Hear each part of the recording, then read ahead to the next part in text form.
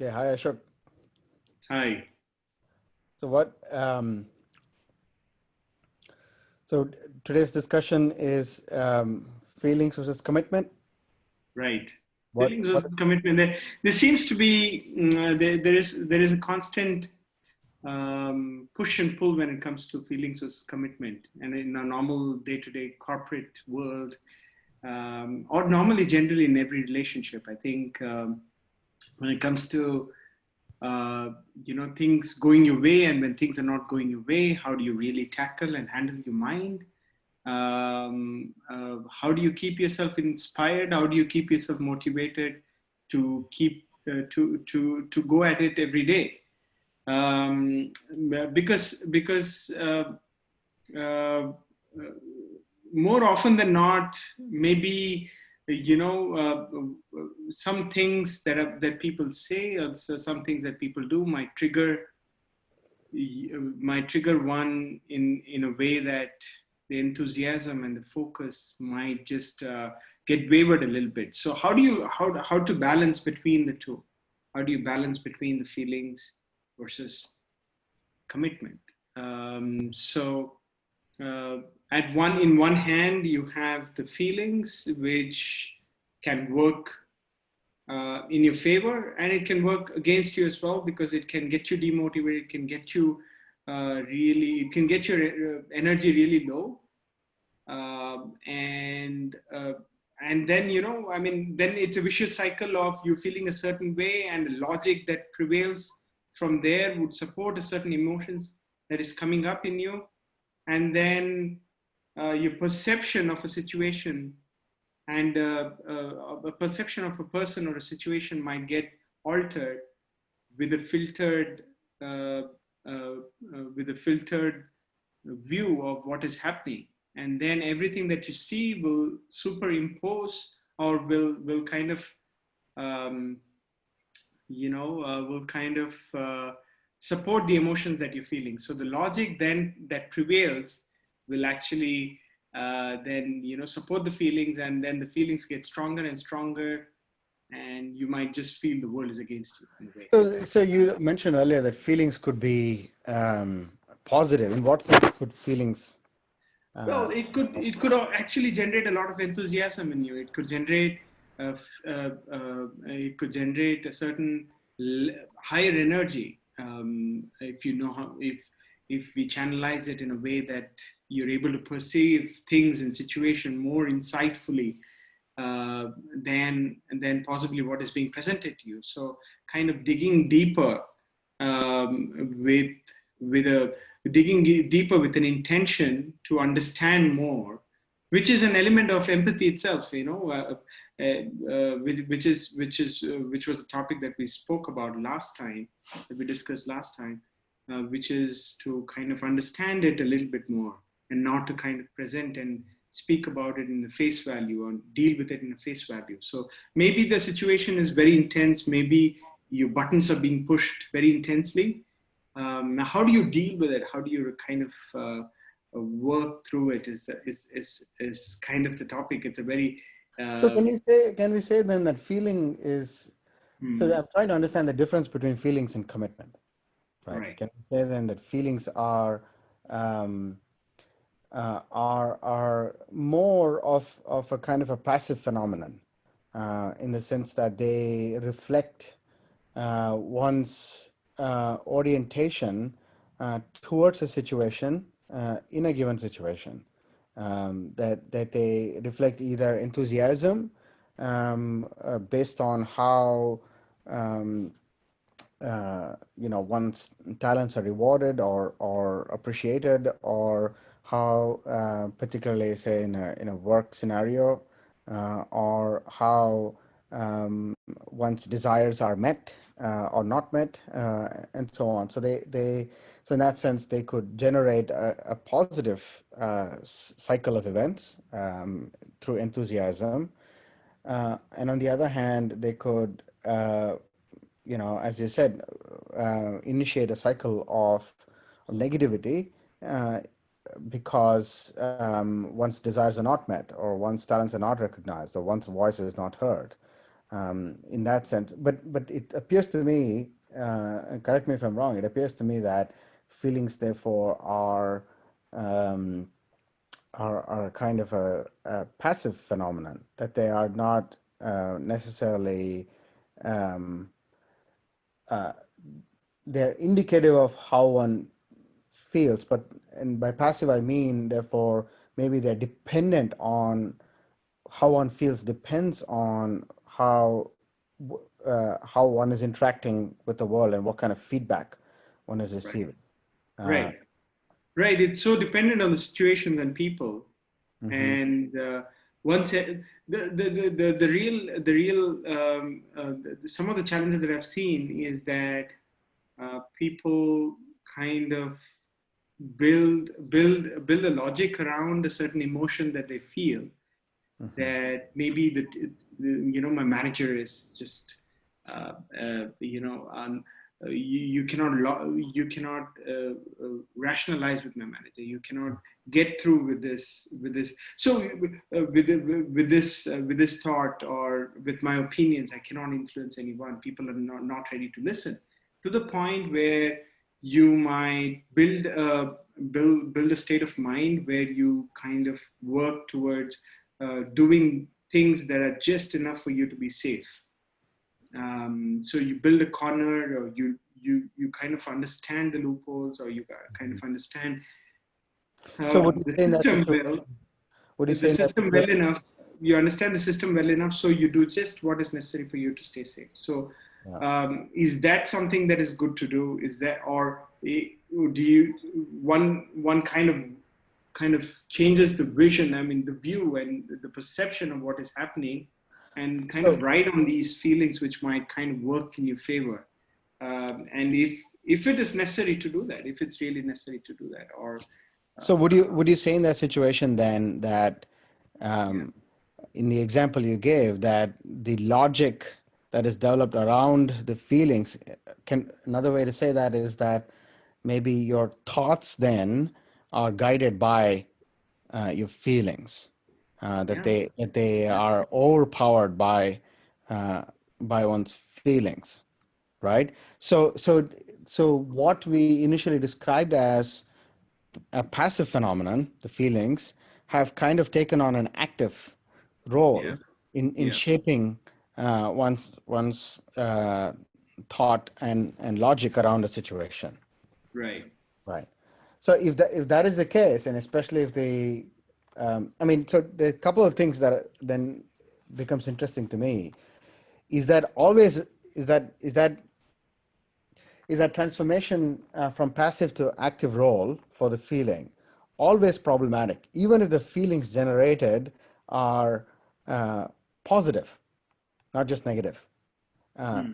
is that role itself, the transformation of role from passive to active itself, something that is problematic, or is it problematic only if the active role produces a negative cycle of thought, which could further derail one situation? So two things there to Yeah. think Yeah, about. no, I think riding on both the positive and the negative wave can really get you up or get you down. Hmm. Get you down. Uh, so is it then for important for us to kind of not really give too much of importance to uh, this wave, and just focus on the commitment? So If something needs to be done, something needs to be done, and you So just hold make on. sure So it is done. let me hold on. So are you saying then that um, the thoughts should always override the feelings, and to be simply be overridden by feelings is always kind of problematic, even if you have great highs and not just lows to go with that. So that's a consideration we can think more about. Um, but then, so let's come back to that in just a second. What is then commitment? How would you define commitment? Right. How are they So different from thoughts and feelings? commitment is that single pointed focus of wanting to get something done. Now, uh, now you start from point A to point B, right? You start a journey from point A to point B. Then you're going through the road, then you find some reasons to deviate yourself, to go into another direction. But it could be very valid, it could be the right things, it could be whatever. But is it important for us to ignore all of that, which causes the deviation, and go straight from to point B? Or is it important to pause, to kind of go into these different directions, address it, solve it, and then come back and get to the destination? But the reason I'm saying this is, more often than not, the deviations that we take usually gets us lost in that new path that we're venturing into. And so we actually lose focus on the goal, which is going to point B, right? So is it important then for us to then go from point A to point B, and then kind of address some of the issues that really came up, not really ignore it, not being very passive about ignoring the fact that there is something that is bothering you, there is something that really so you can address it at a certain point, but not at this point, which could possibly deviate you from the path. So in that way, commitment then actioning a certain thought that you had before you started the journey, and sticking to it in spite of some of the challenges that come along. I mean, so a couple of things here. I think that commitment seems to be to, again, going back to the active passive distinction, it's clearly the more active phenomenon, Yeah. particularly because compared to feelings, because it immediately it eventuates in action, Right. acting in a situation, and not simply registering Right. um, how what one what one's emotions are about a situation. Uh, so a lot of times, I think that people, for example, are unable to commit to something, commit to a career path, commit to so let's say marriage or something like that, because they are still trying to understand their feelings around this topic.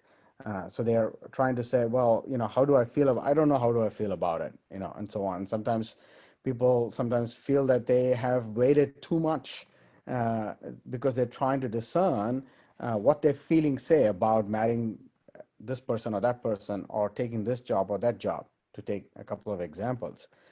So sometimes they're like, I don't feel right about this. I don't feel good about this, and so on. One advice, I think that could be given to someone who might be stuck in that situation, is to note that sometimes how you feel about a job or a person actually um, has value once you've already committed to a particular role. That feelings themselves cannot be, in many situations, the ultimate indication of whether one should do an action or not. What I'm trying to say is that the feelings gain value in many situations once you've committed to a Right. particular path. Right. Therefore, they themselves, the feelings themselves, cannot be used as the indication of whether one should commit to something or not. Hmm. Right. And Right. this is again in kind of keeping with the active passive role. So it seems to me that in some sense, just to kind of summarize, the um, feelings seem to have a positive, passive status. The act of commitment is an active status, and thought may be something in between that bridges commitments and feelings, let's say. But we can come back to that. It's both active and passive in that sense. So, so then the question is, if one feels negatively about a given situation, and one has already committed oneself to a particular path, say again, whether relationship or an Work. office situation, work Hmm. situation, should one stick to one's commitment, or should one listen to one's feelings, right?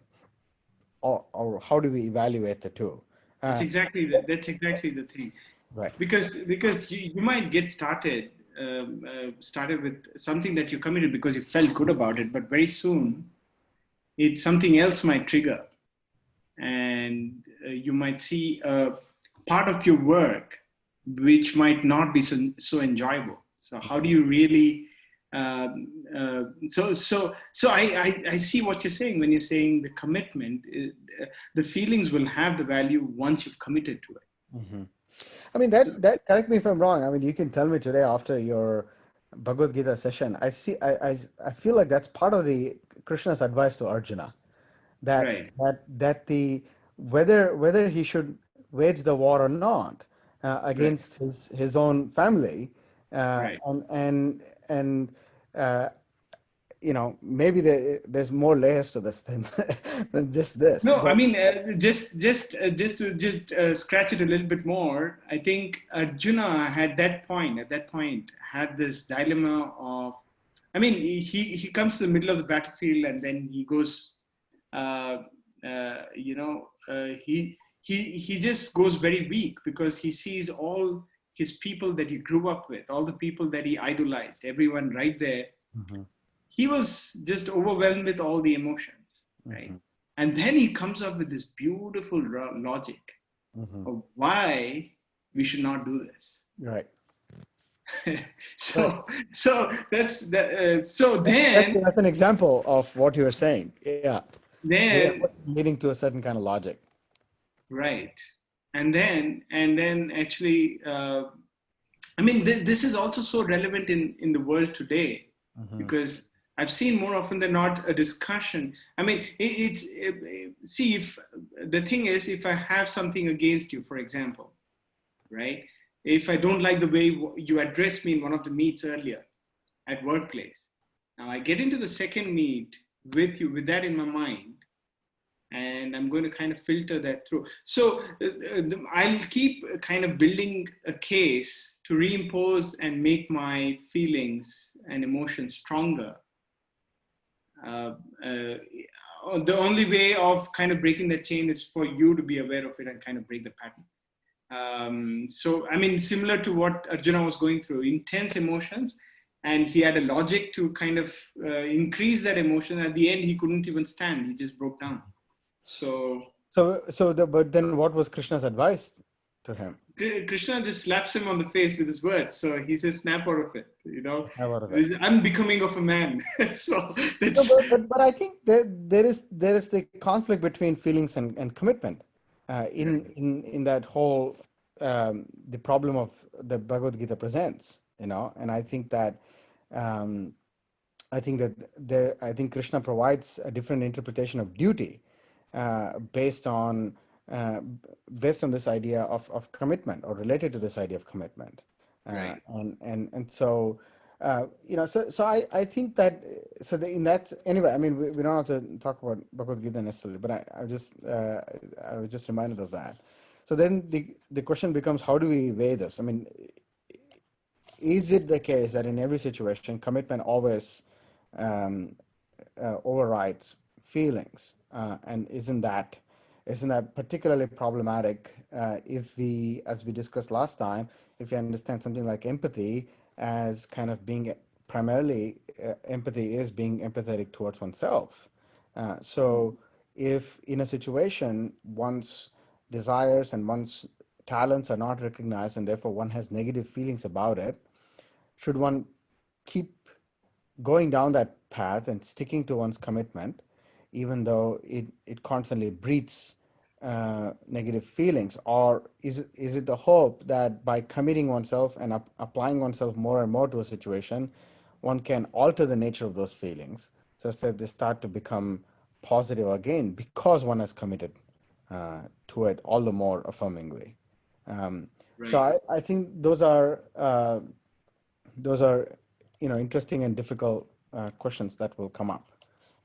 But what we can sort of understand is that a lot of times the nature of feelings themselves change because of the kind of commitment one is able to give, particularly when one's commitment is tested. right, The kind of grounds of one's commitment is tested by a situation, is one therefore gives up on If that the, so, situation? so you're saying if the feeling takes over, uh, so one is, so if the feeling takes over, one is not as committed as they thought they were. Hmm. So if it derails you of your path, one is possibly not then committed as you initially thought you were. Right. So that's there, but is it always wrong? Also, a second question about that. Is it Mm, always wrong that feelings can or should override commitment in some situations? Uh, mm, Say mm. in kind of abusive work environments or abusive relationships and so on, should one Right. just put up with it because one has Yeah. committed to it? So, Uh, so then the commitment is would then be different. Commitment would be for oneself. So the commitment doesn't have to be possibly for to achieving or to mhm, just go through and stick through the situation. But the commitment could be for one's own happiness. mhm. My Sure, commitment is, definitely. Right. yeah. So the commitment that I'm going to, this commitment is more important for me than possibly the other commitment. So you make a choice there. What Mhm. am I going to stick with? What path do I tread now? Yeah, no, that's a good point. I think just like empathy is primarily directed towards oneself, I think Right, commitment could also be directed towards right, oneself. You know, right.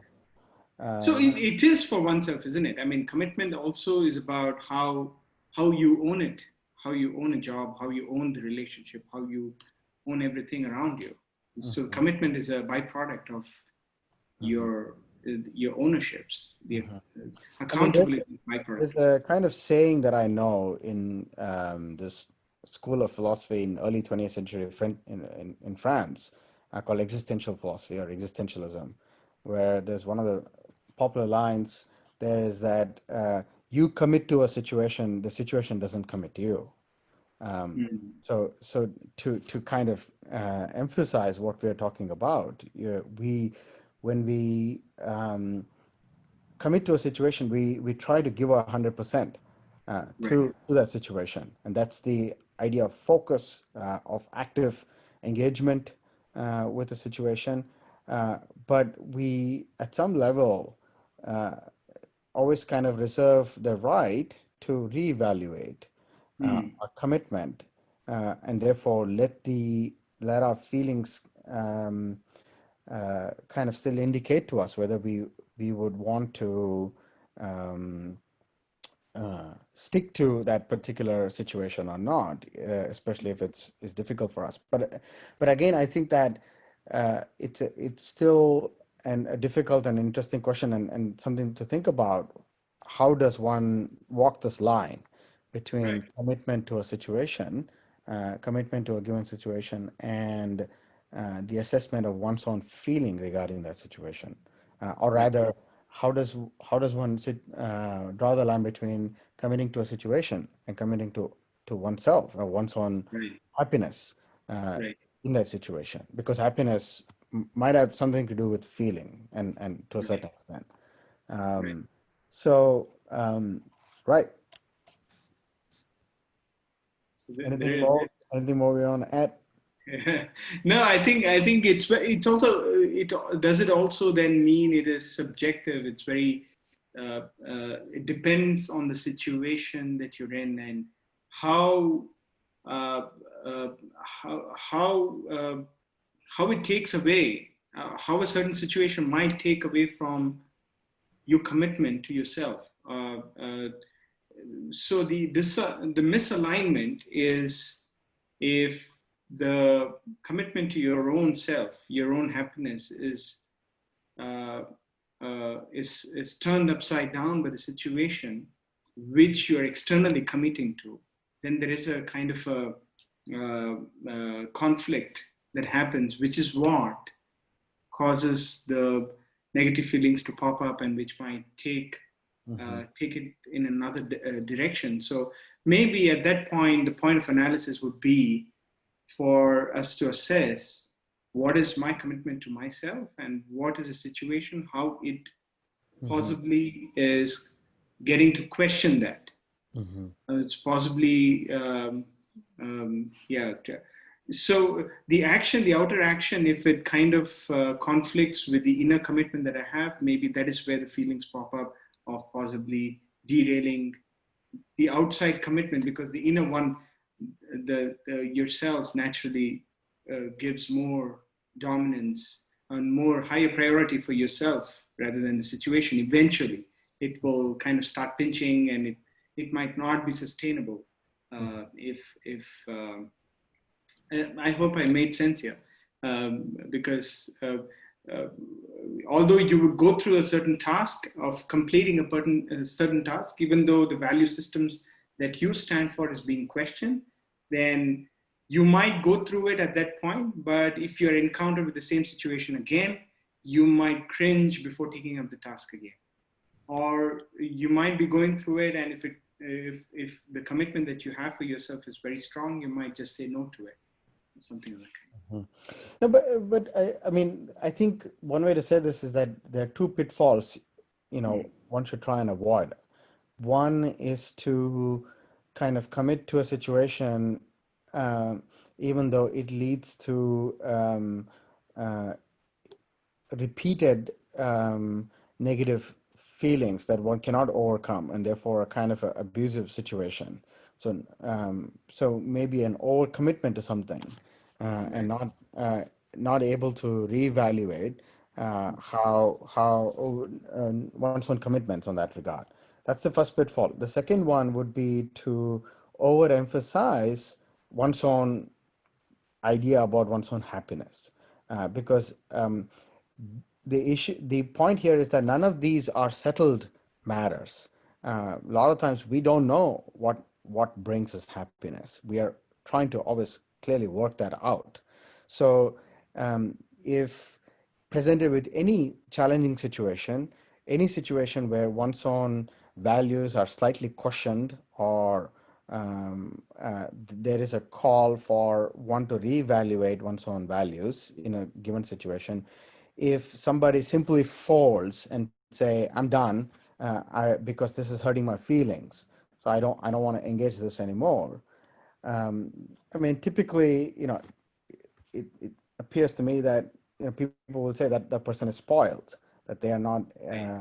Right. that they're too sensitive to challenging situations, or too sensitive to um, situations where they might have to question their own ways of thinking, Right. or Right. their own values. So I think that it's really a question of balancing. We have to avoid both those pitfalls of uh, because one thing common to both those pitfalls is that uh, I think the person in question tends to think that um, uh, that things are already settled. That is a given It's situation. absolute. Yeah, it's an It's not. absolute. Yeah, Yeah. that the given situation will always lead me to negative things, and there's no escape from it.